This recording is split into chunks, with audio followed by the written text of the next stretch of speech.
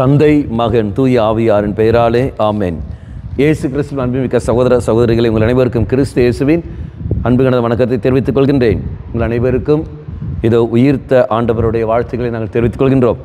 விசேஷமாக யோவான் நற்செய்தி 20ஆம் அதிகாரம் 1 முதல் 9 வரை திருவாக்கியங்கள். குறிப்பாக 8வது வாக்கியம்.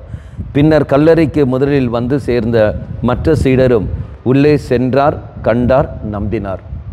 மக்களே, சென்றார், கண்டார், நம்பினார். பலிப்பீடத்திற்கு வந்தால் தெய்வத்தை நம்மளால் காண முடியும். அப்பாவடிலும் ரசூலும் வருகின்ற தெய்வத்தை நம்மளால் காண முடியும்.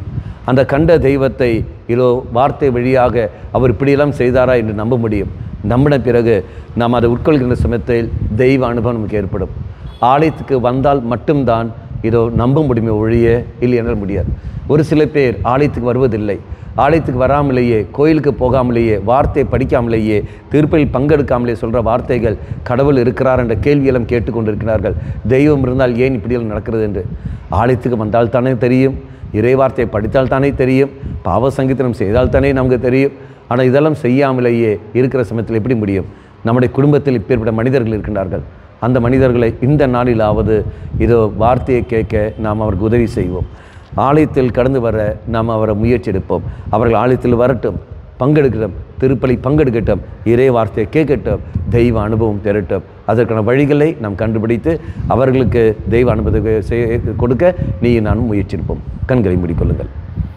நல்வனாய தெய்வமே, உம்மிடத்தில் வந்தால் மட்டுமே தான் இதோ அனுபவிக்க முடியும்.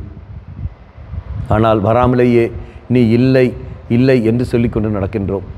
அப்பேற்பட்ட மனநிலையை எடுத்து மாற்றிடலும். உன்னை தேடி வருவதற்கான கிருபையை எங்களுக்கு தந்துடலும். இதோ இந்த நாளில் எங்களுக்காக மரித்த நீ எங்களுக்காக உயிர்த்து இருக்கின்றீர். ஒரு புது வாழ்வு தருகின்றீர். அந்த வாழ்வுக்கேற்ற ஒரு வாழ்க்கை நாங்கள் வாழ்க்கை வாழ நீர் எங்கள் துணை புரியும். அம்மா மாதாவே, தெய்வ மாதாவே, எங்கள் மாதாவே, என் அன்னையே, விசேஷமாக எங்களுக்காக பரிந்து பேசும். ஆமேன். தந்தை மகன் தூய ஆவியாரின் பெயராலே ஆமேன்.